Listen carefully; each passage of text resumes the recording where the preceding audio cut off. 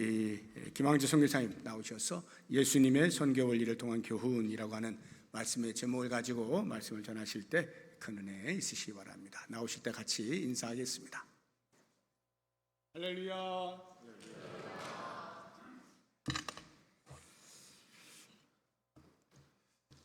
먼저 감사의 말씀을 드리고 싶습니다. 제가 우리 부평동부교회와 관계된 지 횟수를 세어보니까 34년이 되었습니다.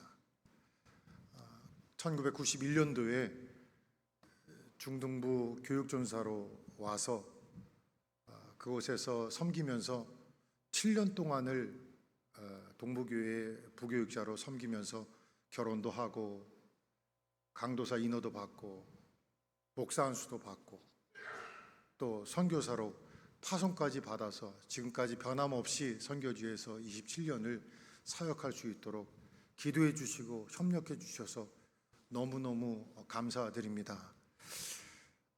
올해가 60주년이 되었다고 하는데 제가 절반 이상을 우리 부평 동부교회와 함께한 것 같습니다.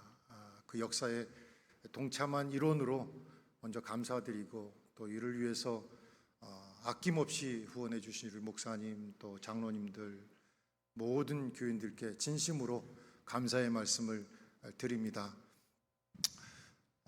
사실은 제가 캄보디아 가겠다고 처음에 소원했던 건 아니고요. 제가 고등학교 때 하나님 앞에 은혜를 받고 선교사가 되겠다고 소원을 하고 기도하면서 준비하다가 우리 부평 동부교회에서 나중에 통일이 되면 북한에 한국의 교회를 세우겠다, 통일교회를 세우겠다는 그런 목적이 있으셔서 선교사를 파송할 계획이 있으셔서 거기에 제가 동참을 하게 되었고, 제가 소원했던 중국을 이제 놓고 기도하는 중에 그 소식을 접했고, 그래서 동부교회를 통해서 중국의 선교사 파송을 이제 위에서 모든 훈련을 마치고 한 2주 정도 기간을 남겨놓았을 때에 그때 저보다 먼저 동부교회에서 파송하셨던 고 오형석 선교사님 95년도에 파송을 하셨는데 2년 반 사역하시다가 캄보디아에 내전이 있어서 급거 캄보디아에서 한국으로 귀국하셨다가 내전이 조금 잠잠해져서 한 보름 만에 캄보디아로 다시 선교지로 돌아가시다가 비행기 사고로 목사님과 사모님과 두 아들이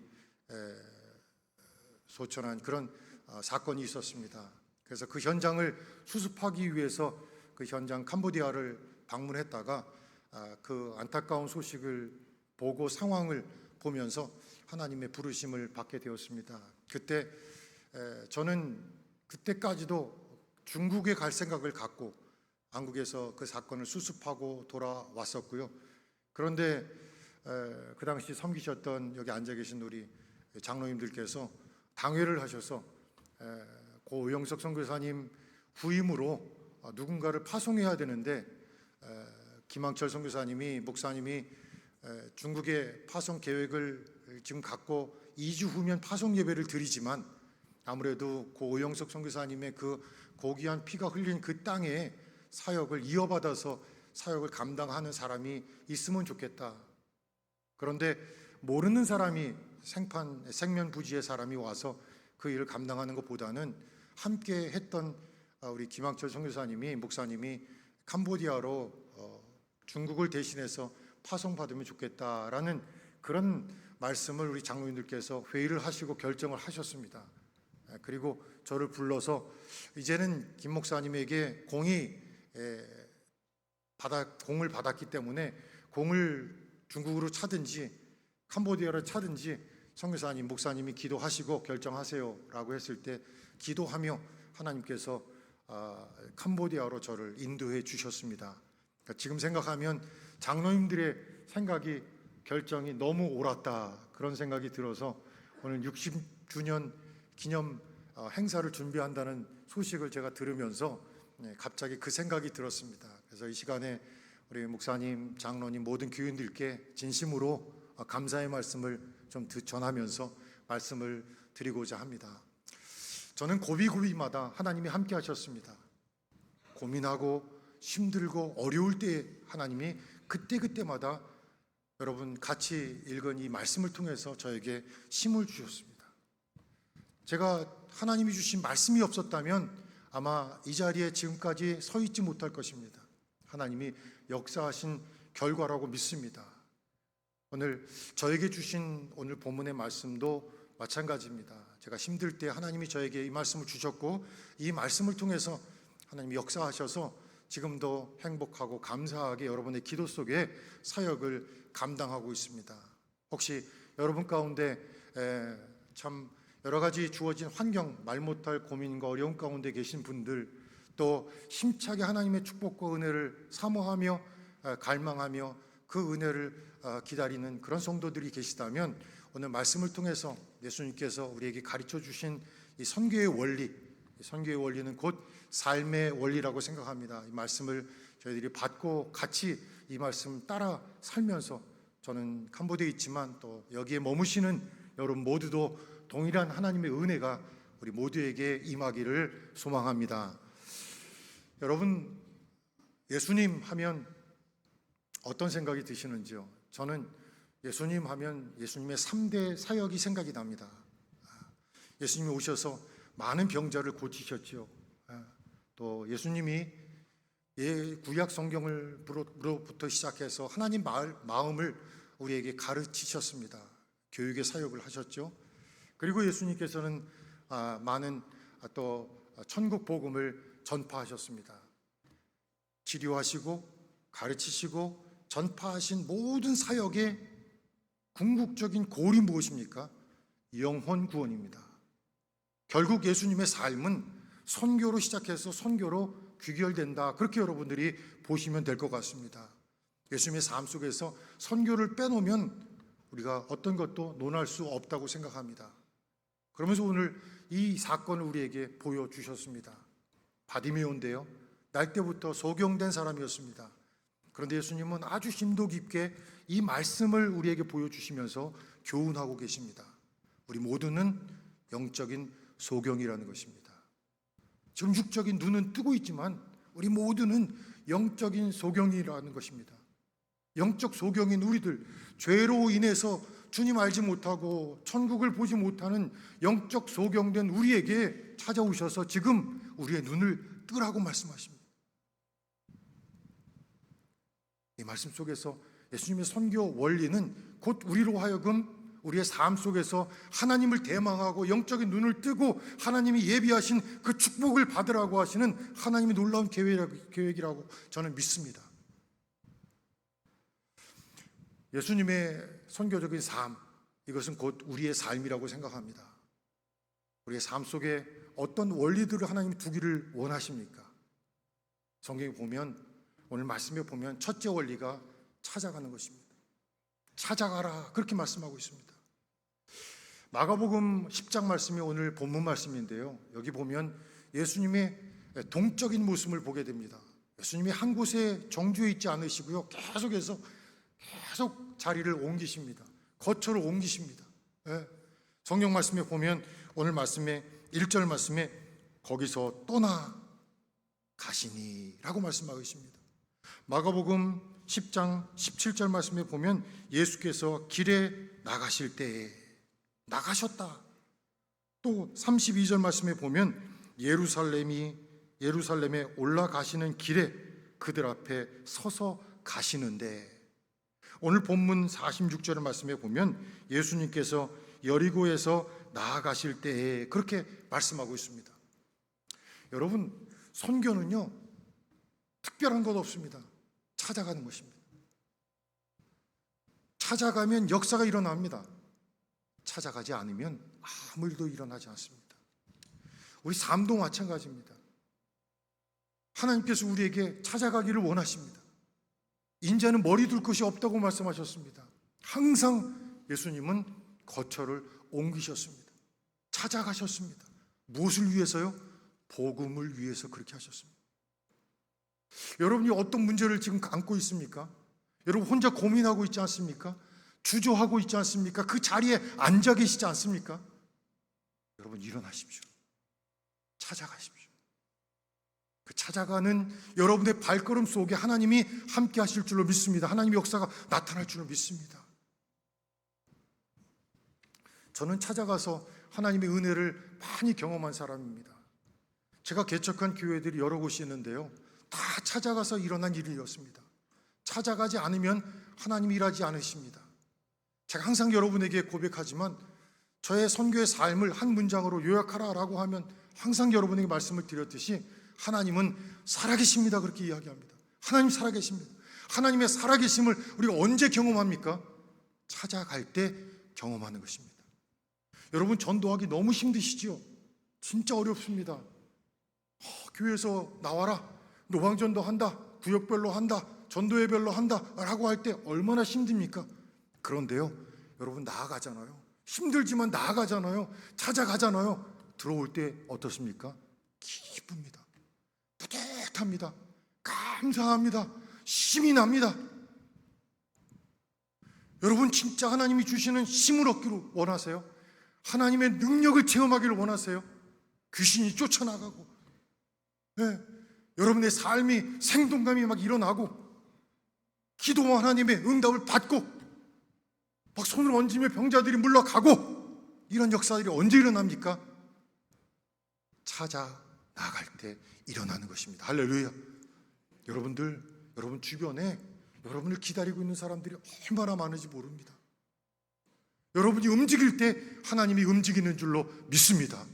여러분, 찾아가세요. 저는 선교사로 있지만요, 자꾸 나태해지려고 할 때 그냥 집에 있지 않으려고 노력합니다.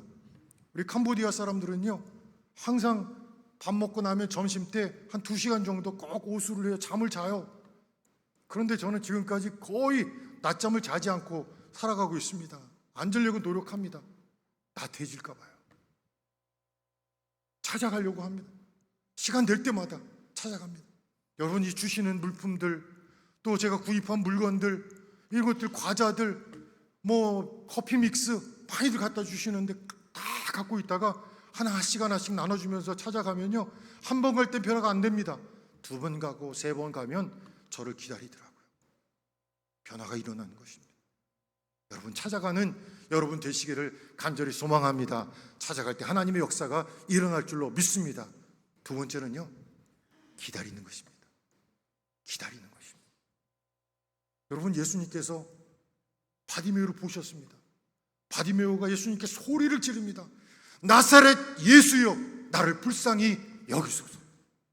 나사렛 예수여, 나를 불쌍히 여기소서. 큰 소리를 얼마나 질렀던지 옆에 있었던 예수님의 제자들이요, 그를 향해서 잠잠하라, 꾸짖으셨습니다. 거기에도 개의치 않았습니다. 다시 또 소리 지릅니다. 나사렛 예수여, 나를 불쌍히 여겨소. 막 소리 지릅니다. 그때 예수님이 움직이셨습니다. 여러분, 말씀을 보면 여러분 참 이해가 되지 않는 구절이지 않습니까?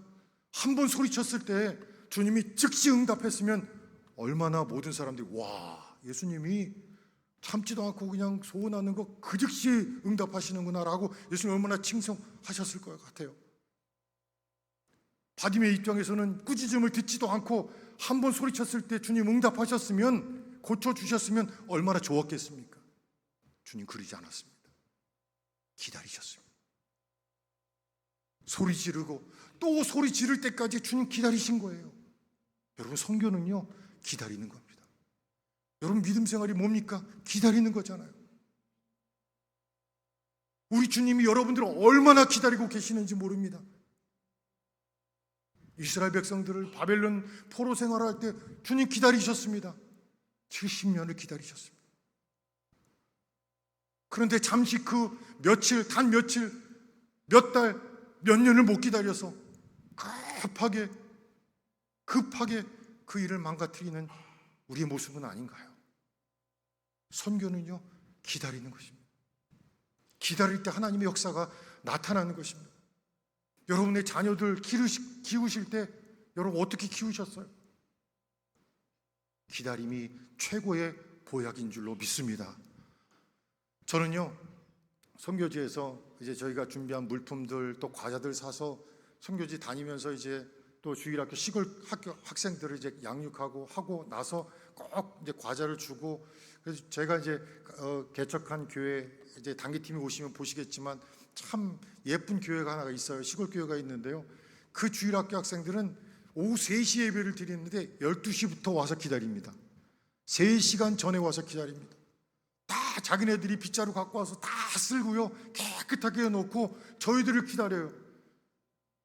저희가 3시에 갈 때 얼마나 반갑게 저희들을 맞아주는지 몰라요. 한 어린이가, 제가 열쇠를 맡겼어요. 초등학교 3학년밖에 안 돼요.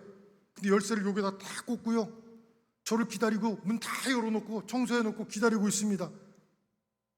그러면 제가 가면 주일학교 학생들이 보통 한 최소 80명, 뭐 많게는 100명, 120명 이렇게 모입니다. 그러면 제가 그 학생들 이번 주는 몇 명이 올 거다라고 생각하면 그 이상으로 과자를 준비합니다. 예. 그래서 그 어린이들이 그동안 먹지 못한 과일, 과자, 예, 전혀 손 구경도 못한 과자들을 골고루 먹이려고 노력을 많이 하고 있습니다. 과자를 가져갈 때 이번에 한 70명 오겠지? 라고 하면 80개 혹은 90개 정도를 가져갑니다. 꼭 여분을 가져가요. 그리고는 뭐 예배를 다 드리고 그리고는 나눠줍니다. 그럼 오늘 80개를 가져갔는데 70명이 왔어요. 몇 개가 남습니까? 10개가 남잖아요. 그러면 그 10개를 다 다시 가지고 와서 다음 주에 나눠주는 게 아닙니다. 그 주에 준비한 건 그 주에 다 줍니다. 근데 그 10개를 원망 없이 나눠주는 방법이 있습니다. 어떻게 나눠줄까요? 노래 시켜가지고요, 장기자랑해서 그렇게 할 수 있습니까? 말씀 가르치고 대답 잘하는 학생들 머리 쓰다듬으면서 그거 나눠줄 수 있잖아요. 그럼 원망이 생겨요. 나 안 시켰다고요. 손 드는 학생은 한 30명 되는데 10개만 줘요. 나머지 20명 화나잖아요. 계속 기다리는 겁니다. 어떻게 기다려요? 다 끝나고 갈 때 10명 남을 때까지 기다리는 겁니다. 10명 남을 때까지 그냥 딱 기다리고 있으면요, 딱 세요. 그러면 10명하고 10명 딱 해서 12명 있다가 2명 싹 가고 10명 딱 나오면 잠깐! 그리고 나눠줍니다. 그럼 선교사님, 그럼 만약에 70명 왔는데 70개 갖고 와서 오늘 60명 올 거라고 생각했는데 선교사님이 70개 갖고 와가지고 했는데 하나 또 없고 애들이 안 가고 남아서 기다리면 어떻게 해요? 그럼 뭐 할 수 없는 거죠. 늘 남는 건 아니잖아요. 여러분, 기다리는 겁니다.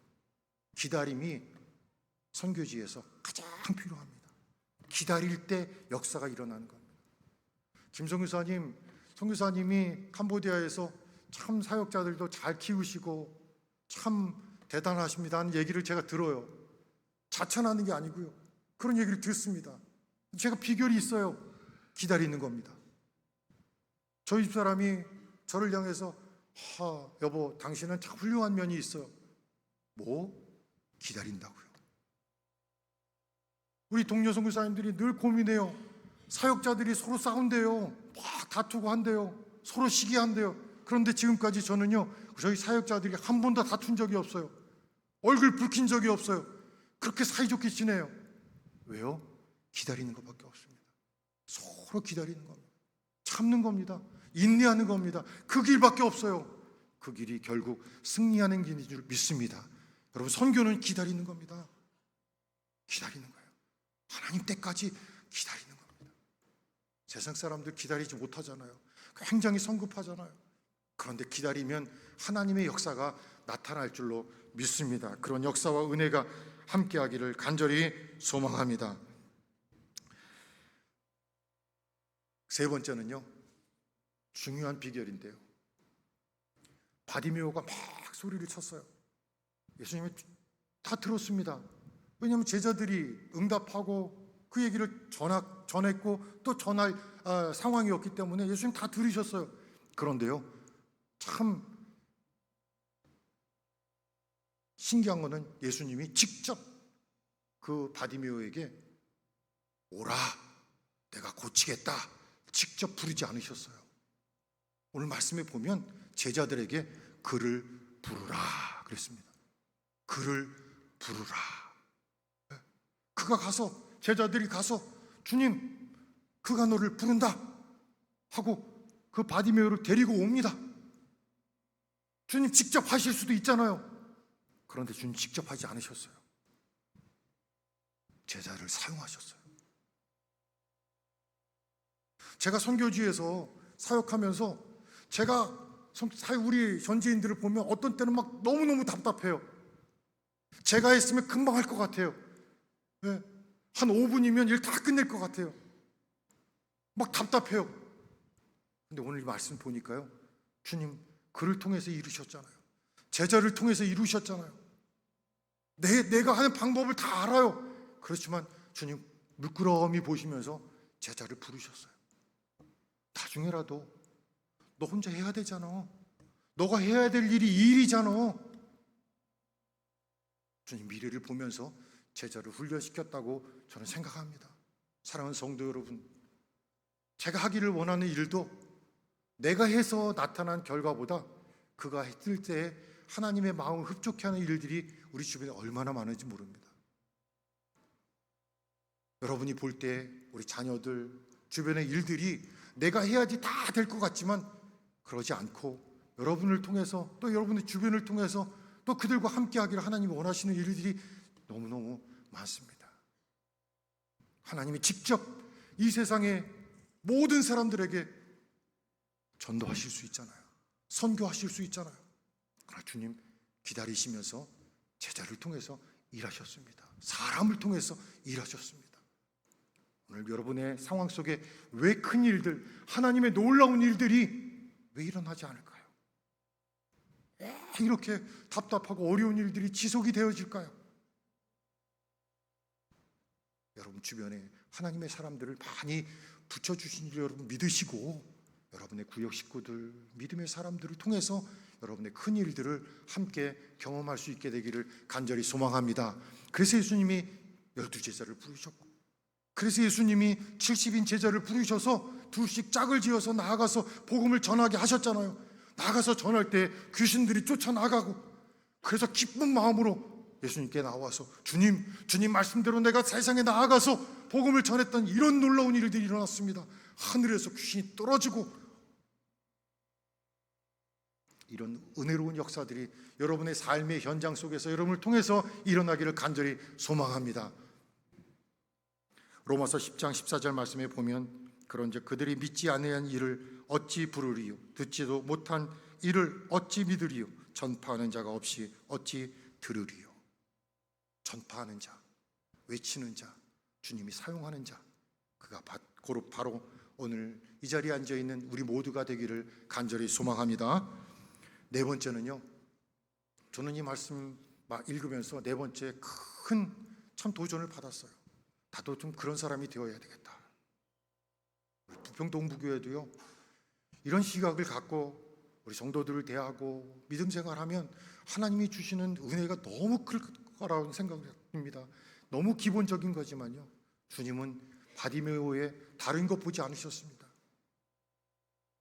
장님, 소경, 거린, 물질, 권세 아무것도 안 봤습니다. 주님 보신 것 딱 하나 있습니다. 무엇입니까? 믿음입니다. 믿음만 보셨습니다. 그가 진짜 하나님 앞에서 참된 믿음을 갖고 있느냐? 그렇지 않느냐? 오직 하나의 잣대로 바디메오를 보셨다는 것입니다. 여러분들이 믿음 생활하시면서 우리는 주님 안에서 한 가족이잖아요. 한 가족이잖아요. 다 하나님의 자녀들이잖아요. 우리가 주님의 시각으로 교회를 보고 성도를 보고 자녀를 보고 세상을 보는 그런 눈이 오늘 우리에게 필요한 줄로 믿습니다. 그것이 바로 믿음인 것입니다. 오늘 말씀에 보면 바디메오가 52절 말씀에 예수님으로부터 이런 음성을 듣죠. 예수께서 이르시되 가라, 내 믿음이 너를 구원하였느니라. 주님이 바디메오를 보시면서 믿음을 보셨습니다. 믿음을 보셨어요. 다른 거 안 봤습니다. 믿음을 보셨습니다. 믿음으로 그 사람을 평가하셨습니다. 그가 어떻게 믿음이 있었냐고요? 말씀해 보니까 믿음이 가졌던 증거들을 우리에게 보여주시잖아요. 먼저는요, 소리 지르잖아요. 다윗의 자손 예수여, 나를 불쌍히 여기소서. 믿음이 없었다면 그런 외침이 그 많은 군중들 속에서 나올 수 있었을까요? 그것도 한 번도 아니고 두 번씩이나요. 47절, 48절 말씀에 보면 그렇게 계속해서 소리를 지르잖아요. 믿음이 없이는 가능하지 않은 거잖아요. 주님 그걸 보셨어요. 와, 믿음이 있구나. 믿음이 있구나. 그가 믿음 있는 걸 또 어디서 볼 수 있어요? 말씀 47절 말씀에 보면 나사렛 예수가 지나간다는 소식을 들었다. 예수에 대해서 들었습니다. 믿음은 어디서 생긴다고요? 들음에서 생기잖아요. 들음은 하나님의 말씀으로 말미암는다고 말씀하고 있지 않습니까? 주님에 대해 들은 거예요. 여러분 믿음 난 갖기를 소원하는데 주님 말씀 듣지 않고 주일날 교회 안 나오고 말씀 게을리 읽고 어떻게 믿음이 생기나요? 말씀은 곧 믿음인데요. 믿음은 곧 말씀을 통해서 생기는 건데요.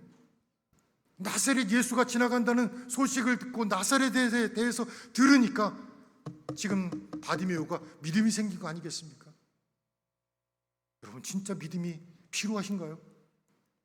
열심히 들으시기를 바랍니다. 말씀을 접하시길 바랍니다. 하나님께서 여러분에게 강인한 믿음을 주실 줄로 믿습니다. 바디메오는 단지 나사렛 예수가 지나간다 하는 소식만 들었는데도 불구하고 믿음이 생기기 시작했잖아요. 그 좋은 말씀, 귀한 말씀 목사님을 통해서 시간마다 여러분에게 증거되어지고 여러분이 늘 말씀을 접할 수 있는 기회들이 얼마나 많습니까? 하나님이 여러분에게 믿음 주시기를 원하심을 믿으시기를 바랍니다.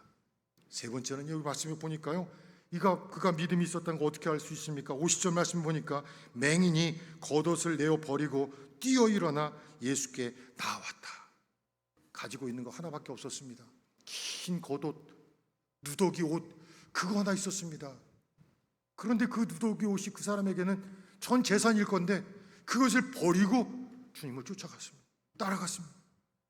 버렸다는 거 얼마나 중요합니까? 그거 챙겨야 되는데 다 버렸다는 건 이거보다 더 가치 있는 분을 만났다는 거잖아요. 그 고백이잖아요. 그게 믿음 아니겠습니까? 지금까지는 내가 가지고 있는 모든 것들이 전부인 줄 알았는데 주님 만나고 나니까 그거보다 더 귀한 것이 있는 거예요. 그분이 바로 예수님인 거예요. 여러분 삭개오 얘기 아시죠? 삭개오가 돌무화과 나무 올라가서 주님 만났잖아요. 그리고 올라가서 내려오라, 속히 내려오라, 내가 오늘 내 집에 유하여야 하겠다라는 말씀을 듣고 삭개오가 자기네 집으로 주님 모시고 갔습니다. 주님 보는 순간 마음이 열렸습니다. 그 전까지만 해도 자기가 아직 가지고 있는 것보다 더 많은 것을 소유하기 위해서 가난한 사람들을 핍박하고 욕하고 강제로 물질을 뺏어왔습니다. 그런데 주님 만나고 나니까 어떻게 됐습니까?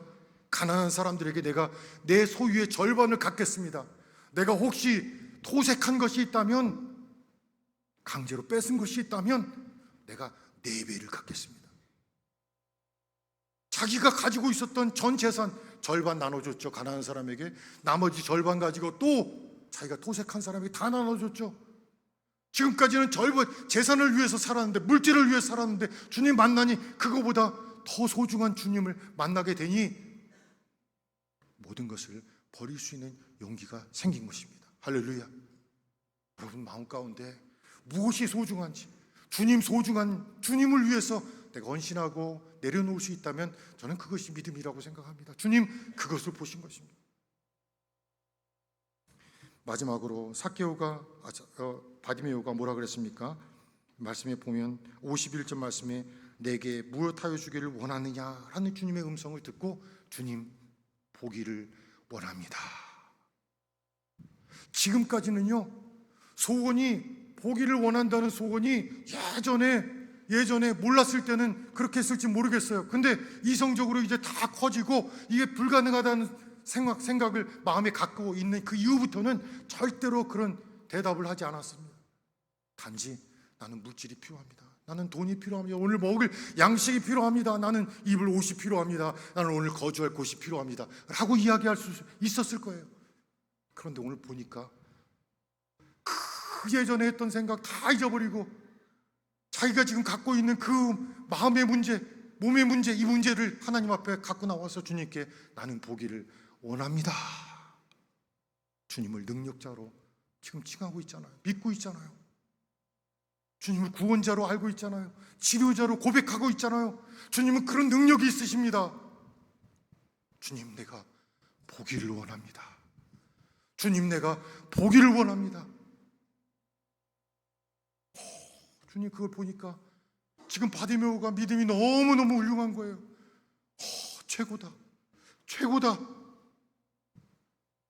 그리고 주님 말씀하십니다. 가라, 내 믿음이 너를 구원하였느니라. 사랑하는 성도 여러분, 주님 보시는 거는요, 여러분이 얼마나 아름답고 예쁜 옷을 입고 주일날 나왔느냐, 주님 절대로 보지 않습니다. 주님 보시는 건 여러분 마음 가운데 있는 믿음을 보시는 것입니다. 믿음을 보시는 것입니다. 가라, 내 믿음이 너를 구원하였느니라.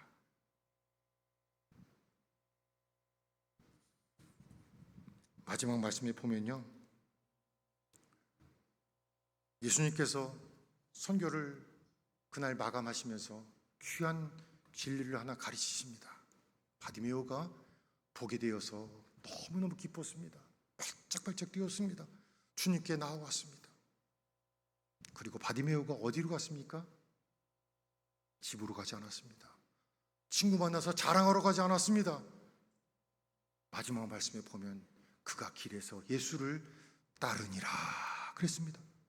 그가 곧 보게 되어 육신 치유됐습니다.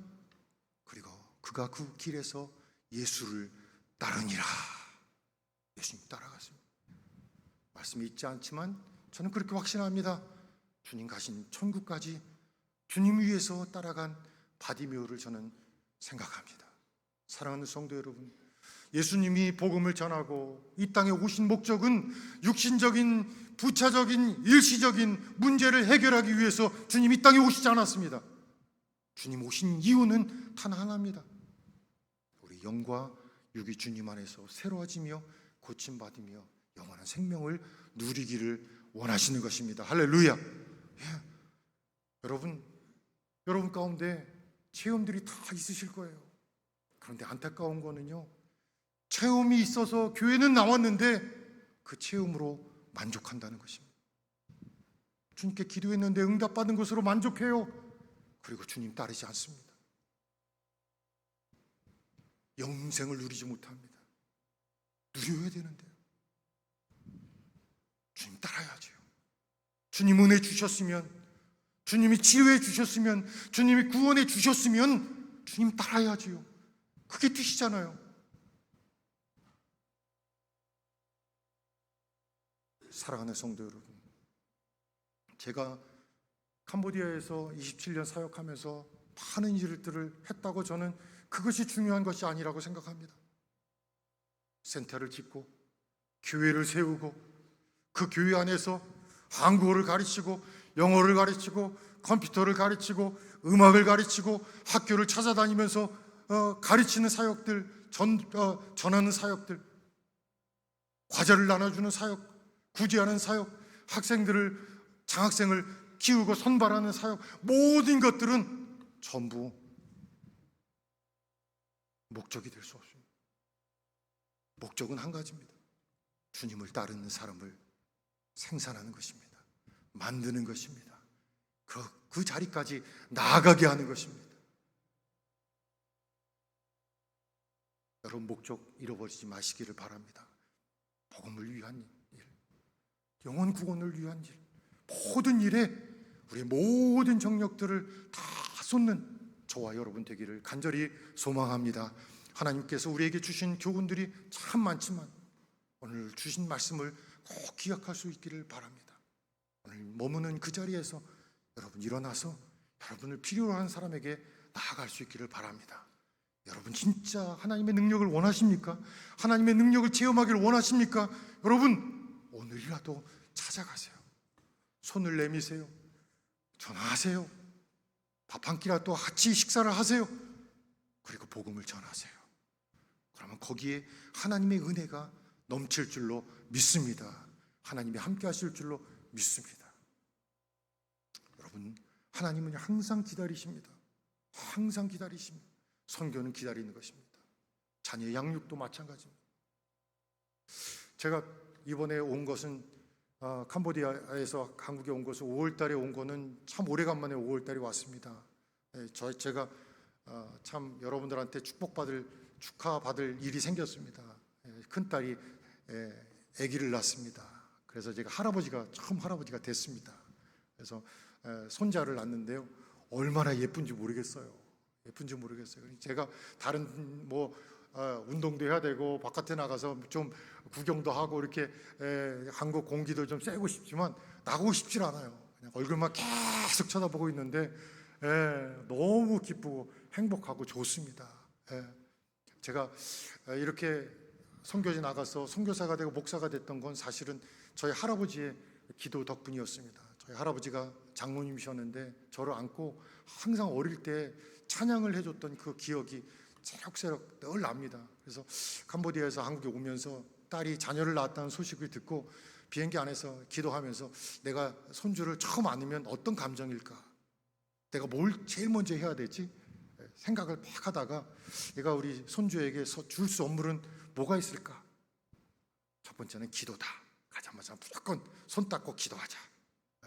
두 번째는 찬송가 58장에 있는 지난밤에 보호하사, 지난밤에 보호하사 잠잘 자게 했으니 고마우신 주의 은총 무한 감사합니다. 이 노래를요, 이 찬송을 늘 저희 할아버지가 저 무릎에 앉혀놓고 초등학교 졸업할 때까지 계속 그 노래를 불러주셨어요. 그게 머릿속에 떠나질 않아요.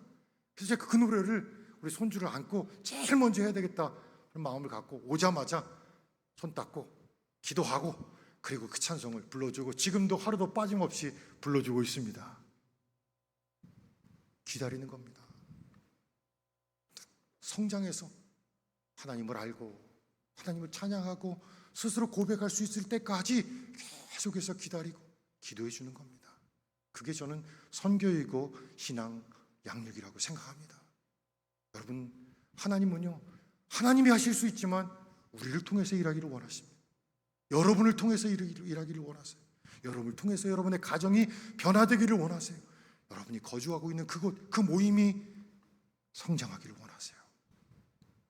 하나님은요, 다른 거 보지 않습니다. 믿음만 보십니다.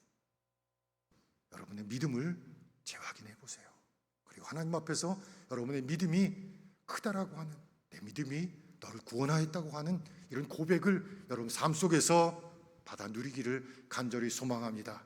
우리 최종 목적은 저는 나가서 선교하는, 나가서 복음을 전하는 사람이고 여러분은 이 자리에서 복음을 전하는 동일한 선교사임을 믿습니다. 이런 선교 사명들을 우리가 갖고 여러분이 거주하고 활동하는 상황 속에서 열심히 복음을 전함으로 하나님 앞에 칭찬받는 저와 여러분 모두가 되기를 주의 이름으로 간절히 소원합니다. 기도하겠습니다. 하나님 아버지, 감사합니다. 우리 모두가 다 선교사인 것을 믿습니다. 주님, 우리 가운데 함께 하심으로 많은 사건을 우리에게 보여주셨고 특별히 오늘 말씀을 통해서 주님 선교의 삶의 원리들을 우리에게 가르쳐 주심을 감사합니다. 원리에 따라 저희 모두가 복된 믿음의 삶을 살아갈 수 있도록 은혜를 베풀어 주시옵소서. 우리 삶의 현장에 하나님께서 원하시는 아름다운 열매들이 많이 맺혀지기를 간절히 소망합니다. 그러기 위해서 우리 모두가 주님과 늘 교통하며 붙어있는 우리 모두가 될 수 있도록 은혜를 더하여 주시옵소서. 우리 가운데 역사하실 줄 믿습니다. 예비하신 은혜와 축복을 눈처럼 부어 주실 줄 믿습니다. 하나님 함께해 주시옵소서. 이 모든 말씀을 우리 주 예수님의 이름으로 간절히 기도드리옵나이다. 아멘.